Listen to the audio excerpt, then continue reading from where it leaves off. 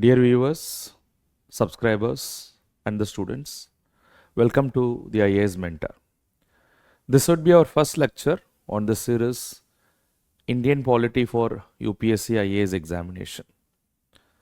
The objective behind this particular series is to provide a broader idea about the Indian Constitution, and in the process we'll also cover certain important books which are relevant for the examination, like the LAXMIKANTH, D.D BASU. All those things will also be covered as a part of this particular series.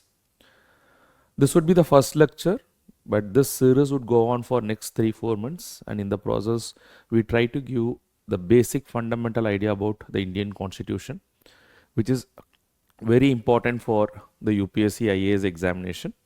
But this series is also equally good for the students preparing for other competitive examination as well. So with this, we'll just get into the first topic that I wanted to cover today. Is basically we'll have to understand as to what is a constitution. That's the most important thing. First, you'll have to understand even before we get into the subject what is called as Indian Constitution or Indian polity. Now, what is a constitution? So most of you might have heard about this particular word, Indian Constitution.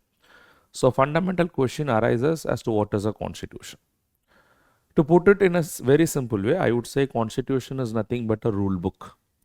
A rule book which has to be followed by every citizen in our country. Not just the citizen, anyone who is associated with India. Sometimes even they are not citizen of our country, still they have to follow this particular rule book.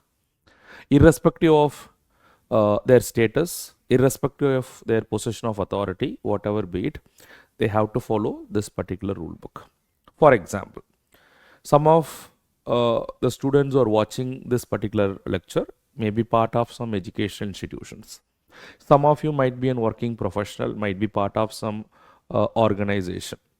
So whether you are part of an educational institution or part of a working organization, wherever you are, there will be some kind of conduct rules.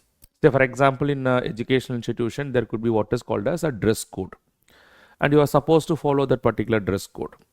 In an organization, there would be certain do's and don'ts that you will have to do or probably you should not do. So whenever you violate the set conduct rules or the dress code which is there in an organization, probably there would be an authority who would ensure that there is some kind of disciplinary action that is taken against all of you. Now these are all smaller rules which is part of certain organization which can be enforced within a particular organization. But if you take India as a country, for the entire country, if you can bring in one rule book, and that is nothing but what is called as the Constitution of India. India as a country which is diverse, I think more than any other country in the world, which means it should have certain set of basic rules based on which everybody is governed, so that everybody interest is taken care, everybody is allowed to grow, develop and achieve their dream. Now all this is possible only when there is a rule book. So how do you put the constitution in a very simple way? I would say constitution is nothing but a fundamental rule book of our country based on which the country is to be governed. That is how basically you can define what is a constitution. But however, when I said that the constitution is a rule book, the word fundamental rule book is very important, because apart from the constitution which provides a lot of rules based on which the country is governed, there are also other rules based on which the country is governed. But however, the distinction between constitution or the fundamental rule and the other rules is that the fundamental rule is superior to the other rules, or the other rules shall not violate what is called as the fundamental rule or the Constitution of India. To put it in a very simple way, we do have a constitution, and the laws that evolve out of these constitutions or the interpretation of the provisions of the constitution, they are all considered to be what is called as a constitutional law based on which the country is governed. But the constitutional law is not the only law in our country, but apart from that we do have what is called as an ordinary law. The lot of laws which is made by the parliament, lot of laws made by the state legislature, they're all considered to be what is called as an ordinary law. We'll discuss about all these things subsequently. But before we move forward, as I already said, what is a constitution? A constitution is nothing but a fundamental rule book. And to create this fundamental rule book, a body was established. And that body is none other than the Constituent Assembly of India. Most of you might know that this body was established in 1946, and it almost took 3 years to complete the work of drafting this particular rule book, that is a Constitution of India. And on 26th November 1949, the Constituent Assembly of India adopted the Constitution, and then ultimately it came into force on 26th January 1950. That is also the day we call that India became a republic. And then we had our rule book. And from that day till this day, our country is governed by this particular rule book, that is nothing but the Constitution of India. Now, as we move forward, what the Constitution provides for? The Constitution provides a lot of rules based on which the country is governed. And one important aspect of this rule book, it also provides the principles as to how country is to be governed. When I say principles as to how the country is to be governed, for example, in a country we should know who should govern. In a country we should also know that who are to be governed. In a country we should also know that the authority who is to govern the people, is that authority is to be elected? Is that authority is to be nominated? Is that authority will come to the position of power by any of the other means? And how do we know all those things? Because all these information is given in the Constitution. For example, the Constitution of India says that India is a democracy, and the principle of democracy is reflected at many places in the Constitution, which we'll subsequently understand as we'll get into the provisions in the Constitution. So democracy means that it is basically ruled by people. So that means you'll have to understand, anybody who can govern India, the people of India, should be an elected authority. And that is why you will understand that there is a periodic elections in our country.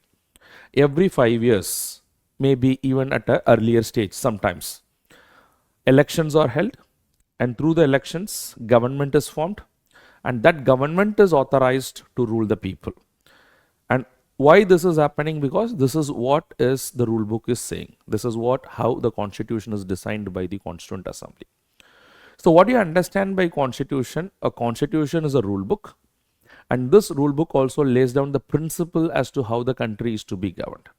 Now basically the country is to be governed by a government which is to be democratically elected. But if you look into the Constitution not only provides for a government, the Constitution also allows for a number of other institutions in our country. Say for example, apart from the government, there is an institution of what is called as legislature. There is an institution of what is called as the courts, that is the judiciary. When I talk of the legislature, it includes the parliament and the state legislature. When I talk of the judiciary, there is a hierarchy of judiciary, right from the Supreme Court, high courts and the other subordinate courts. Not just the legislature and the judiciary, we also have other independent constitutional bodies like the Supreme Court of India, like the Comptroller and Auditor General, like the Election Commission of India, like the Union Public Service Commission. Now from where do all these institutions come from? All these institutions are provided in the rule book. That's basically what you'll have to understand. So what is a constitution?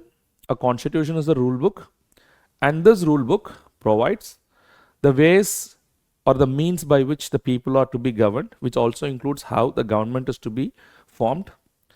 And apart from that, what are the other institutions in our country collectively help in administering India? And apart from that, the most important information that is also given in the rule book is the members of the Constituent Assembly were very clear that the government which will be elected by the people should never turn arbitrary in nature, should never become authoritarian in nature.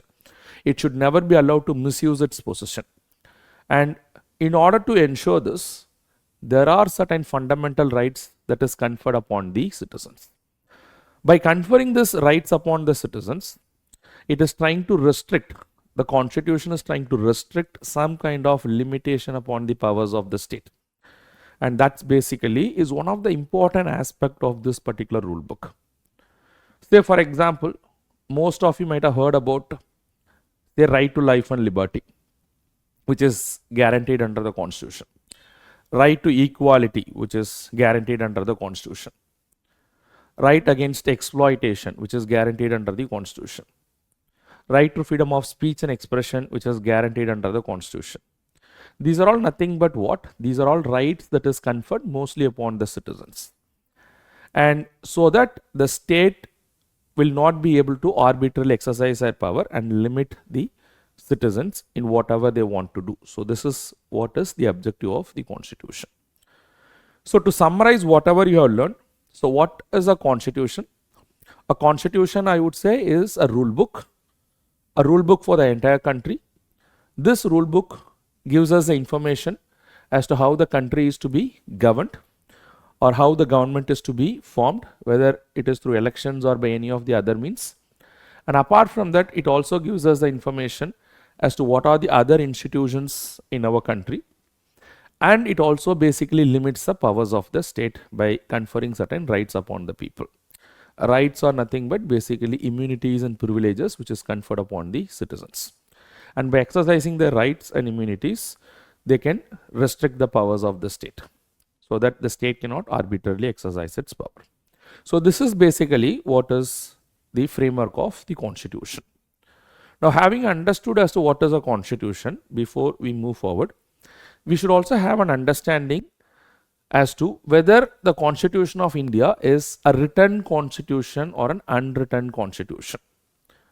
I am sure that most of you might have an answer for this particular question, that the Constitution of India is a written constitution. When I say the Constitution of India is a written constitution, the Constitution of India is codified into a single document, or it can be more than one single document also when I talk of a written constitution. But however, in case of India, the constitution is only a single document. I initially said that the constitution is nothing but a rule book. That means any constitution where all the rules are written down, codified, and into one single document or multiple documents, whatever be the case, but they are written down into only those documents, and then it would be considered to be what is called as a written constitution. There are certain countries which do have a constitution, but they are not written constitution. But whereas in case of India, we are a written constitution, that means all the rules are written down in a particular document. And that's why it is what is called as written constitution. So for example, apart from India, United States of America is also a written constitution. Whereas the United States of America is the first written constitution in the world. Whereas India is the lengthiest known written constitution in the world. But there are certain other constitutions like the Constitution of United Kingdom, the Constitution of Israel. Probably they are all examples of what is called as an unwritten constitution.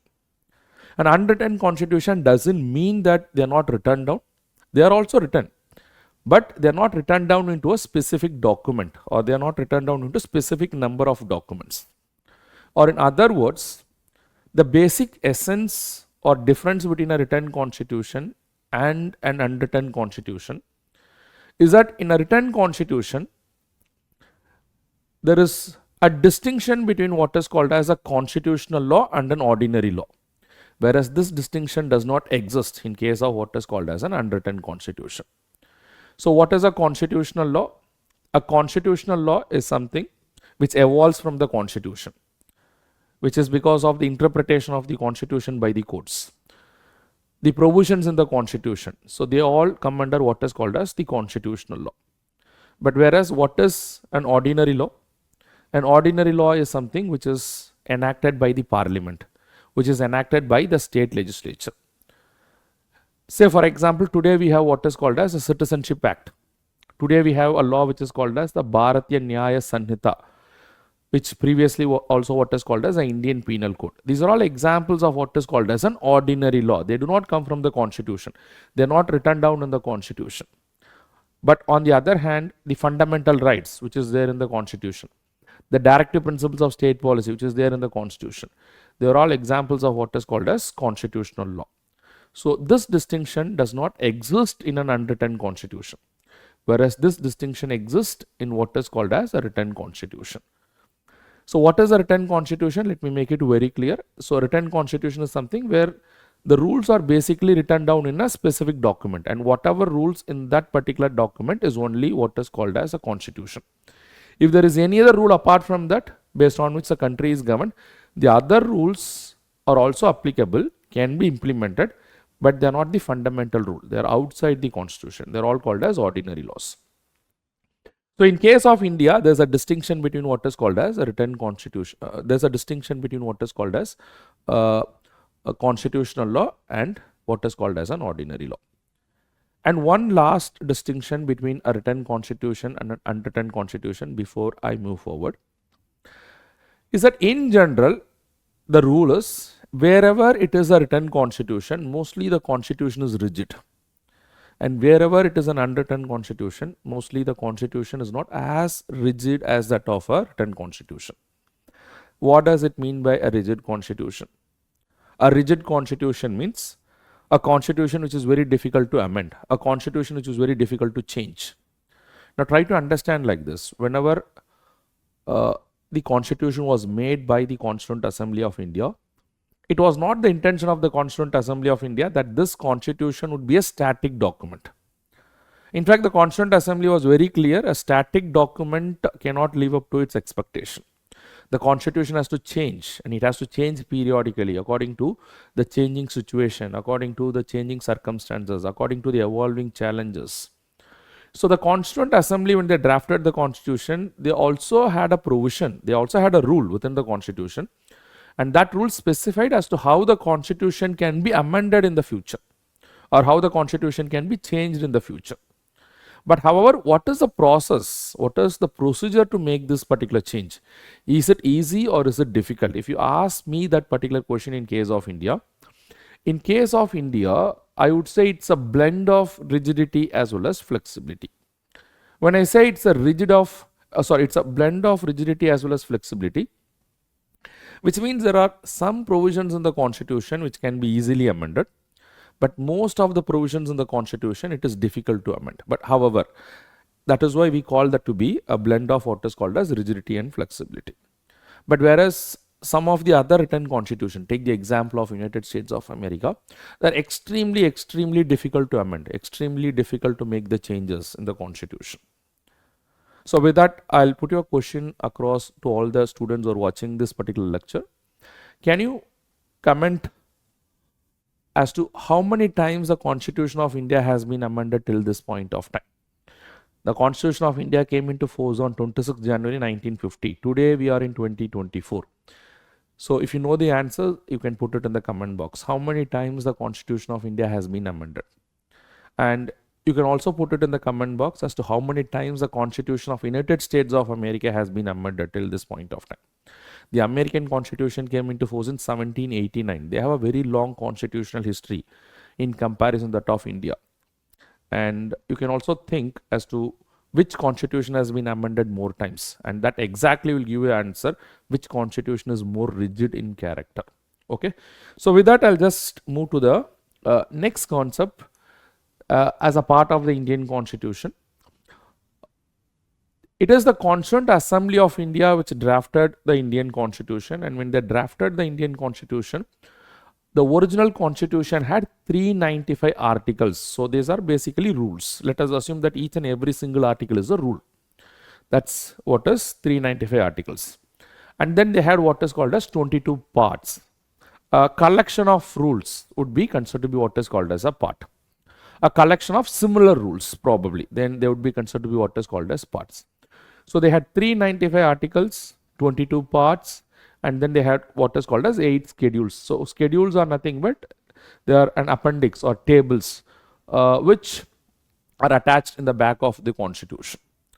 So the Constituent Assembly, when they drafted, they had 395 articles, 22 parts, and they had what is called as 8 schedules. But today, presently, that is in 2024, when I am recording this particular lecture, today we have got 470 articles, 25 parts, and 12 schedules. That itself is a clear indication that the constitution has been amended over a period of time. The constitution has gone for a change over a period of time, and thereby the number of articles have increased over a period of time. And as per the Constitution of India, that is, as per the fundamental rule book, who is authority to make changes to the Constitution? And that authority is nothing but the Parliament of India. The Parliament of India has amended the Constitution, and over a period of time, some of the rules has been taken away, many rules has been added, and today we have these many articles and these many parts and 12 schedules in the Constitution. So today's lecture is basically to make you understand as to what is the Constitution. Now, I am very sure that you might have understood as to what is a Constitution. So, what is a Constitution? Constitution is fundamentally a rule book based on which a country is to be governed. It also gives us the various information as to how the country is to be governed. It provides details as to what are the various institutions apart from the government, what are the powers and functions of these institutions.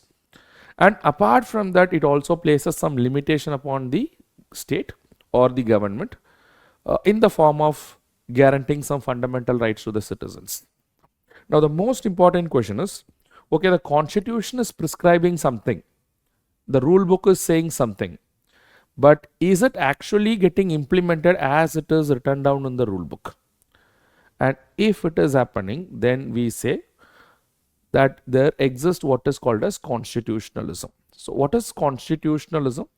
So, constitutionalism is a political concept wherein the Constitution is getting implemented in letter and spirit. Whatever is there in the Constitution, more or less, is also getting implemented practically.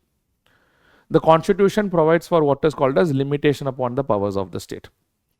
So, in general, the way that the country is governed, and if the limitation upon the powers of the state is actually getting implemented, then we can say there exists what is called as constitutionalism. Or in other words, the Constitution provides for fundamental rights to the people. And if the people are exercising the fundamental rights in India, and thereby the powers of the state is getting restricted, then you can say yes, there exists what is called as constitutionalism. So this is what I wanted to give in the first lecture. So in this way, what we'll do is we'll take up every important concepts as we'll proceed. I'll try to cover the entire Constitution of India, and I'll also cover the important books like LAXMIKANTH, D.D BASU in the entire series, with a series which will go for next 3 to 4 months, which will basically give you wonderful insights about the Indian Constitution, which will be really helpful for the students preparing for UPSC examination and also for other competitive examination. So before we wind up today's lecture, so there's one question for the students to solve.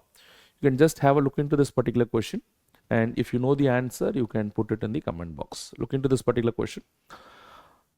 The constitutional government means option a representative government of a nation with federal structure, a government whose head of the state enjoys nominal powers, a government whose head enjoys real powers, a government limited by the terms of the Constitution.